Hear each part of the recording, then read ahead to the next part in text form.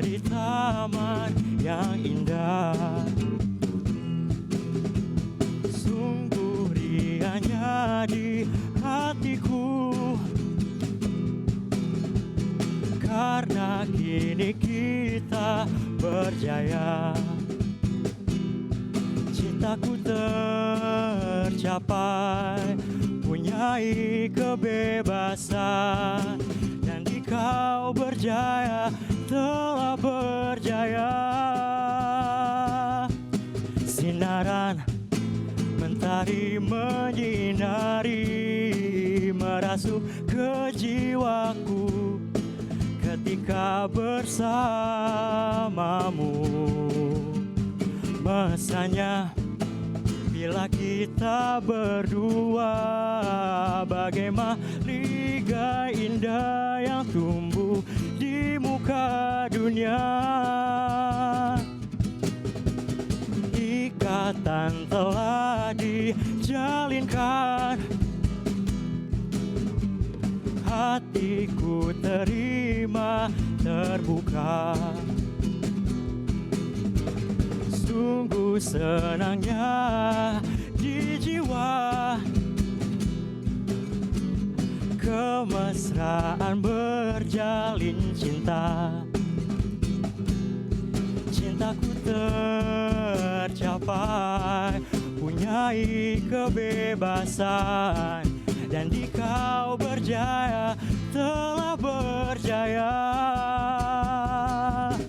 Sinaran mentari pun bersinar apabila di kau pulang bersamaku semula. Mesranya bila kita berdua, bagaimana liga indah yang tumbuh di muka dunia. Oh, peliknya rasa apabila di kau tiada,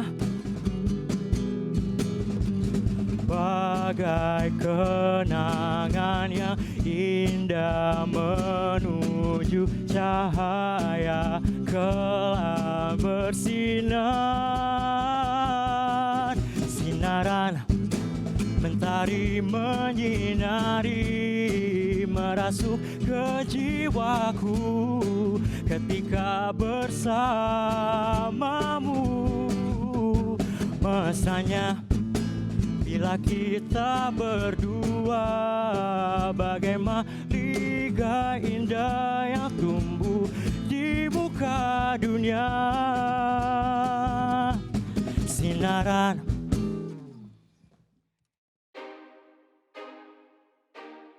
Pak, syuting Pak?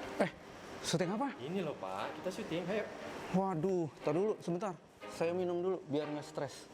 Wah, nyangkut.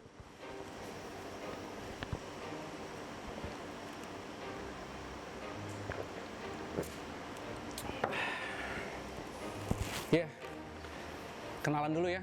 Nama saya Anombo Laksono. Saya dari Departemen Biologi. Sehari-hari menjadi staf pengajar di Research Group Cellular Molecular Mechanism in Biological System. Mau tanya dong Pak, sebagai virus yang berhasil viral dan membuat pandemi di era ini, menurut Bapak seberapa bahaya sih COVID-19 ini, baik dari segi mortalitas, persebaran maupun mutasi genetiknya? Ya, kalau dari sisi berbahayanya kita udah tahu semua nih ya. Artinya COVID-19 sebagai penyakit atau virusnya SARS-CoV-2 menyebar ke seluruh dunia, termasuk juga tanpa kecuali ke Indonesia nih ya. Dan kalau dari sisi mortalitas, mungkin kalau dibandingkan dengan penyakit-penyakit lain nih, kalau dihitung secara statistik, mungkin ya masih lebih banyak mungkin ya dari penyakit-penyakit lain seperti TBC, cancer gitu ya. Cuma kondisi sekarang ini yang menjadi masalah kita adalah ketika COVID-19 ini menjadi satu penyakit dan virusnya ini menyebar, ini menjadi satu masalah ya, terutama di rumah sakit gitu ya. Itu banyak sekali pasien yang akan datang ke rumah sakit dikarenakan terinfeksi penyakit ini, dan cukup mematikan gitu ya, cukup mematikan. Dan ini yang membuat semakin stres dan juga semakin mental down bagi orang-orang tertentu, dan terutama kita tahu semua juga ke orang-orang yang memiliki penyakit bawaan atau komorbid. Oke. Kalau mutasinya sendiri bagaimana, Pak? Nah, sampai saat ini nih ya, kalau kita baca hasil penelitian terakhir, itu ada 2 ya, at least sekarang banyak sih sebenarnya kalau kita lihat scan RNA-nya dari virus ini ya. Namun kalau secara global, maka ada 2 tipe virus ini gitu ya. Kita ada yang kita sebut sebagai tipe D dan tipe G gitu. Ini berdasarkan asam amino yang termutasi ya. Dan keduanya kalau menurut riset yang sudah dilakukan di luar sana gitu ya, bukan di sini, itu ternyata memang yang tipe G yang termutasi dari tipe D ini punya daya replikasi yang cukup tinggi dibanding tipe D tadi. Cuma belum ada tuh penelitian menyatakan kalau tipe G ini lebih kuat virulensinya dan lain-lain gitu ya. Demikian. Nah, di luar sana banyak hal-hal berkembang seputar COVID-19. Coba Bapak bantu jelasin, Pak. COVID, fakta versus mitos.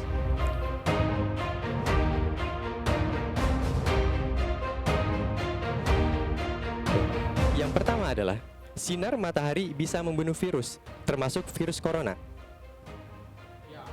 Kalau dikatakan virus terbunuh ya, atau dikatakan kita harus punya sebagai orang yang belajar ilmu hayat atau biologi, itu virus sebenarnya adalah partikel gitu ya, partikel, dan mereka bisa bereplikasi di dalam sistem sel hidup. Nah, jadi ada yang bilang ini adalah antara makhluk hidup dan juga partikel benda mati gitu ya. Tapi kembali lagi ke pertanyaan, kalau misalnya matahari bisa mematikan, ya artinya virus ini sebenarnya lemah ya, lemah ketika dia itu keluar dari tubuh kita. Jadi keluar dari sistem sel tubuh tadi yang hidup, dia langsung rusak. Dan sinar matahari memang membuat lingkungan dari virus tadi menjadi lingkungan yang ekstrim ya. Jadi kalau dikatakan mematikan, ya ini dikarenakan memang siklus hidupnya memang dia tidak cocok seperti itu. Nah, namun satu lagi ya, sinar matahari, terutama matahari pagi, ini adalah satu sarana untuk meningkatkan imunitas kita gitu ya. Ada beberapa protein dan juga sistem kekebalan tubuh kita yang akan aktif ya ketika sinar matahari itu terpapar ke tubuh kita. Yang kedua adalah karena virus dan bakteri mati dengan alkohol, maka meminum minuman beralkohol dapat membantu membunuh virus corona dalam tubuh. Wah, itu dia tuh ya. Hal ini yang perlu kita pahami gitu ya. Alkohol betul dia sebagai antiseptik ya, atau desinfektan. Atau lebih tepatnya kalau dari bidang kimia, maka antiseptik dan desinfektan itu dibedakan gitu ya, sangat berbeda. Kalau antiseptik itu adalah yang berhubungan dengan tubuh kita ya, dan kalau desinfektan itu berhubungan sama lingkungan kita gitu ya. Nah, sebatas antiseptik gitu ya, alkohol itu akan mematikan virus. Tadi yang saya katakan, virus itu sangat lemah bila dia lepas dari sistem sel tubuh tadi. Nah, artinya kalau misalnya alkohol itu dikonsumsi, maka dia sudah keluar dari ketentuan dia sebagai antiseptik, dan dia tidak bisa bekerja sebagai antiseptik di dalam tubuh kita. Demikian. Baik, lanjut Pak. COVID, fakta versus mitos. Hewan peliharaan dapat turut menyebarkan virus corona. Ya, ini hewan yang mana dulu gitu ya, hewan apa dulu gitu ya. Karena kalau kita dengar atau baca di media sosial ya, media cetak gitu ya, banyak yang menyatakan kucing, terus kemudian dan lain-lain lah ya. Nah, tapi saya ingin sedikit memberikan atau membagi apa yang pernah saya baca gitu ya, bahwa sebenarnya virus SARS-CoV-2 ini ya masuk ke dalam sel melalui yang namanya dengan menempel ke reseptor yang disebut sebagai reseptor AC2. Nah, semua mamalia memiliki reseptor AC2 nih, cuma sifatnya beda-beda ya. Manusia dibandingkan dengan mencit ya, mencit tuh hewan kecil sebagai hewan lab ya.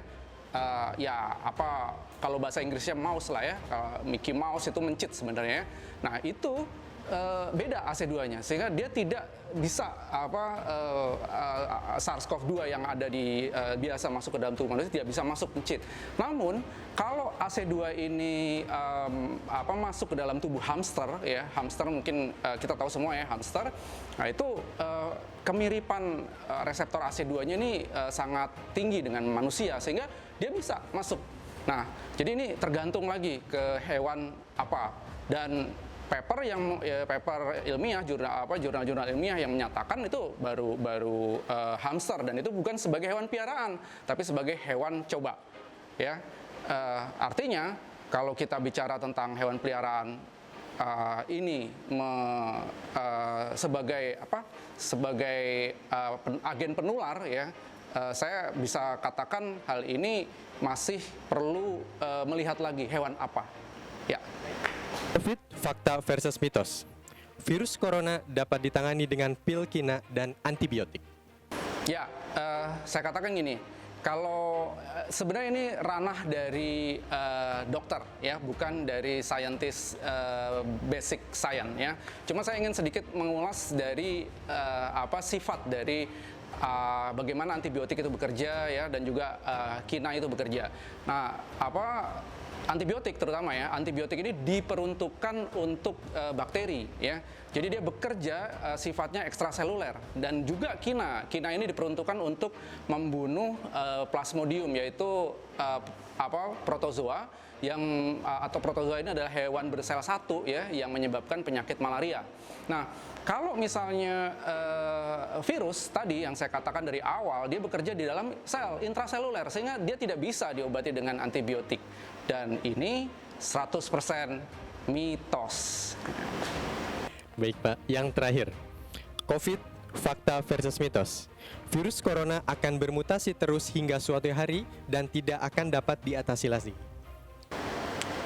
Dari sisi biologi ya, atau ilmu biologi, maka mutasi ini akan memang berjalan terus ya, terutama juga bagi virus, bakteri gitu ya, atau organisme yang memiliki materi-materi genetik ya. Kalau dikatakan bermutasi terus tak terkendali gitu ya, kita tidak bisa mengukur ya, sampai mana dia bisa terkendali. Jadi kesimpulannya kita di sini kita cukup berhati-hati dengan sifat dari organisme yang memiliki materi genetik dan mudah berubah bentuk dan berubah dalam konteks mutasi. Pak, kok keren banget sih Pak, bisa ngejelasin banyak hal tentang virus corona. Emangnya Bapak ini mempelajari bidang apa sih Pak? Ya, tadi seperti di perkenalan, saya katakan saya di Departemen Biologi tergabung dalam riset group yang dinamakan Cellular Molecular Mechanism in Biological System. Sehingga saya punya kewajiban untuk bisa mempelajari seluruh organisme yang ada di sekitar kita gitu ya. Saya sendiri bukan virolog ya, tapi fokus saya di biologi molekular. Dan bagi saya dalam kondisi pandemi seperti ini, lingkungan, masyarakat itu memerlukan kita sebagai saintis, ya. Kemana lagi masyarakat itu akan bertanya kalau tidak lagi ke saintis. Kita harus bisa menjelaskan ke mereka kebenaran, ya, kebenaran yang empirik, yang berdasarkan penelitian, yang sehingga tadi ketika ada mitos, ada isu dan lain-lain, dari sisi saintis kita bisa menjelaskan secara ilmiah. Nah, Pak, biologi molekuler itu apa sih Pak sebenarnya biar teman-teman kita di luar sana itu paham? Gitu. Ya, biologi yang mempelajari molekul penyusun dari sistem kehidupan, ya. Dan ini muncul ketika DNA dan RNA, ya, dua asam nukleat ini ditemukan bisa dijelaskan strukturnya oleh Watson and Crick. Nah, saat itu mulai yang namanya disiplin ilmu biologi molekuler mulai ada, ya, dan mulai berkembang, ya. Kalau di film-film kan percobaan biologi serta DNA itu sampai bisa menghasilkan manusia super nih Pak. Apakah itu benar secara sains atau cuma fiksi aja Pak? Soalnya kalau benar bisa, mau dong saya dibuat jadi Superman. Ya, itu gini ya, science fiction gitu ya. Science fiction itu artinya secara sains teori, ya, itu dimungkinkan, ya. Secara teori dimungkinkan. Hanya yang perlu digarisbawah dan perlu ditegaskan, saat ini kita tidak mungkin melakukan hal itu dikarenakan apa? Dikarenakan fasilitas teknologi yang kita miliki tidak punya di belahan dunia manapun. Even itu di daerah atau di negara-negara maju, ya, yang sudah sangat advance sainsnya berapa ratus langkah dari kita. Pak, di antara berbagai jenis cabang dalam dunia sains, mengapa Bapak kemudian jadi suka dan cinta dengan biologi, Pak? Ya, sebenarnya hal sepele sih, ya. Jadi waktu kecil tuh saya banyak melihara hewan-hewan, macam-macam di rumah saya. Ada ayam, ada kura-kura, ada kucing, ya, dan macam-macam saya piara gitu, ya. Dan itu yang menumbuhkan saya tuh senang dengan biologi. Dan sampai akhirnya waktu itu SMA aja tuh masuk ke ilmu biologi. Waktu itu masih ada pilihan A1, A2, A3. Nah, saya tuh masuk A2 tuh. Dan masuk ke Departemen Biologi FMIPAUI itu pilihan teman-teman saya itu kalau boleh ditanya itu pilihannya pilihan 2 dan 3, tapi saya pilihan 1. Nah, Pak, sekarang boleh dong Pak diceritain pengalaman Bapak waktu berkuliah di FMIPAUI? Hampir bukan mahasiswa yang ideal sih saya, gitu ya.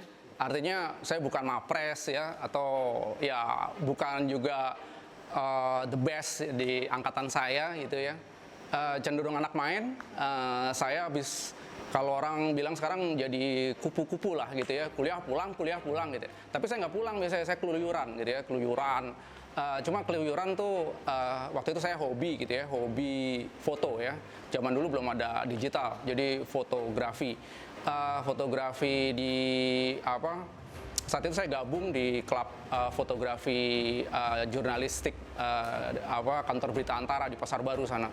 Artinya bukan ini yang saya ingin katakan, tapi saya dari dulu suka membuat network gitu ya, dan membuat kenal dengan hal yang baru sana gitu ya. Jadi saya seperti itu, dan di sana pun akhirnya ketemu tuh bahwa sebenarnya itu ada alumni biologi gitu ya, alumni biologi yang konsen di fotografi, ya, biologi FMIPAUI, ya. Dan saat itu beliau dipercaya oleh kantor Berita Antara untuk mencetak mikrofilm yang ada di Museum Leiden, gitu ya, sejarah-sejarah Indonesia, ya. Pada saat itu, ya, sekarang belum ada kamera digital, teknologi digital belum ada. Dan itu yang satu yang saya menyatakan, oh ini memang MIPA ini sangat luas dan asik banget. Dan sebelum kita mengakhiri sesi ngobrol-ngobrol ini, apa saja harapan Bapak untuk FMIPAUI ke depan dan harapan Bapak kepada insan-insan muda yang tertarik dengan dunia sains? Saya sih berharap sebenarnya MIPA itu dijadikan pilihan utama, bukan pilihan alternatif, ya. Pada saat lulusan SMA itu memilih program studi, gitu ya. Dan ini tantangan untuk kita sebenarnya sebagai scientist ya. Gimana kita bisa mengenalkan ya keasikan sains gitu ya, dan juga kesenangan ya, kenikmatan kita belajar sains. Dan kita juga sebagai scientist itu punya tanggung jawab yang besar di Indonesia, karena di Indonesia ini dunia sains ini kan masih perlu pengembangan ya, dan juga harus perlu penguatan juga ya.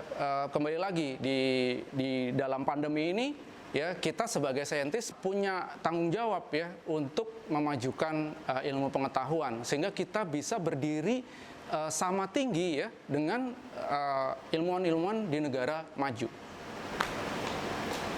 Yang terakhir Pak, boleh dong Pak sedikit pesan Bapak untuk Sobat Biru Hitam semua dalam menghadapi normal baru dan hidup lebih sehat? Ya, tetap optimis ya, dan jaga kesehatan dengan protokol yang sudah ditentukan ya, 3M jangan lupa gitu ya. Rajin mencuci tangan ya, terus kemudian jangan bosan menggunakan masker dan juga menjaga jarak. Jangan ngobrol yang nggak penting gitu ya, karena ini juga bisa menyebarkan droplet-droplet tadi. Dan buat Sobat Biru Hitam ya, tetap optimis ya, memandang dan maju ke depan ya, terus untuk selalu mengembangkan diri gitu ya, membangun diri ya, supaya kita bisa bersaing dengan lulusan-lulusan dari perguruan tinggi lain, dari prodi-prodi lain, dan juga memajukan sains Indonesia di pentas dunia. Jangan takut bermimpi, jangan lelah berharap, karena sains itu menyenangkan.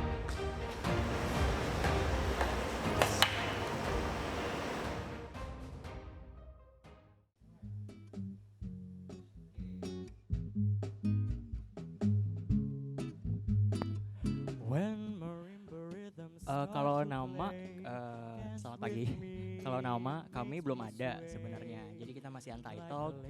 Tapi untuk personel sendiri, saya Rizky dari Departemen Kimia, saya sebagai vokalis.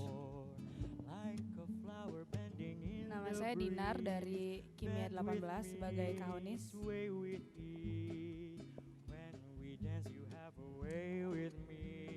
Nama saya Ilham dari Kimia 19 sebagai gitaris. Dancers may be on the floor, dear, but my eyes will see only you. Waduh, berat juga ya pertanyaannya. Nggak mau jawab, Dinar. Ilham mau jawab, Ilham? Oke, boleh. Ya, jadi menurut saya hubungannya ada sih ya. Jadi hubungannya itu adalah musik bisa menjadikan kita semangat dalam mendalami ilmu sains sebagai motivasi gitu. Oke, nggak langsung hubungannya mungkin, tapi ada. Personally buat saya di sini, saya senang belajar menuntut ilmu di FMIPA UI karena saya bisa bermain musik di sini, dan juga karena kualitasnya ya. Gitu. Mungkin kalau dari menurut saya karena musik itu kan kita berbicara soal seni ya, seni juga berbicara soal kreativitas, dan dari situ dengan mungkin ilmu pengetahuan yang ada itu nanti kita bisa kembangkan dan kita udah bisa terlatih lah kreativitas kita walaupun cuma melalui musik gitu. Super sekali ya. Dinar mau jawab juga? Oh tidak, oke.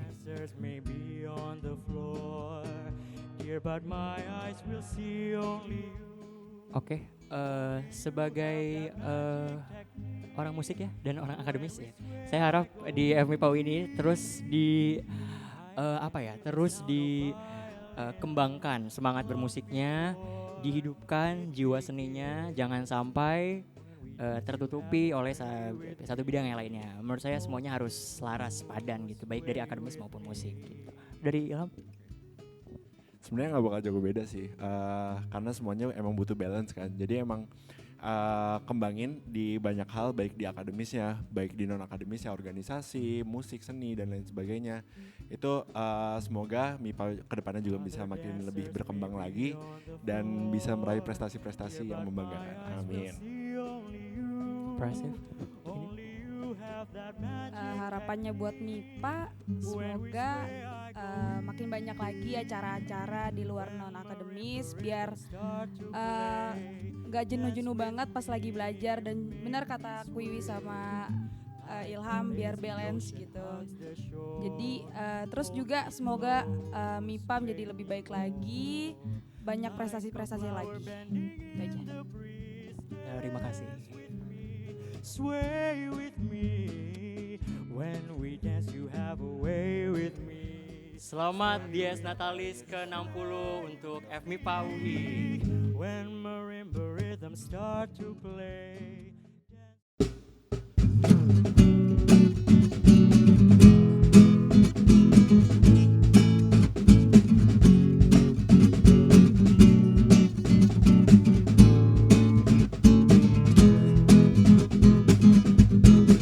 Dansa yo dansa, buat apa kau bermuram durja? Habis waktumu dengan percuma, hati nelangsa, buat apa? Dansa yo dansa, carilah temanmu yang sebaya, apalagi dia yang kau cinta. Jangan dicari yang tak ada. Ku di sini, kau di sana, ku bernyanyi, kau berdansa.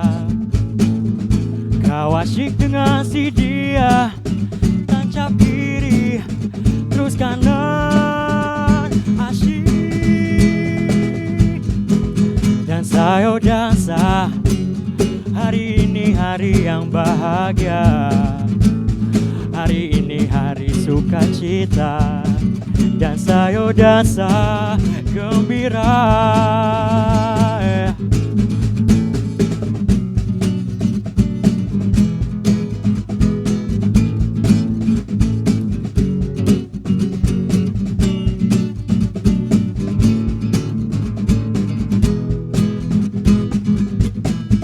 Dansa yo dansa, carilah temanmu yang sebaya, apalagi dia yang kau cinta. Jangan dicari yang tak ada.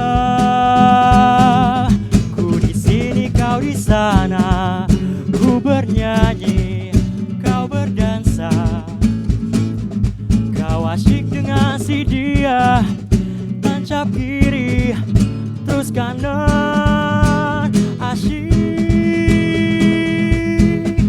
Dansa yo dansa, hari ini hari yang bahagia.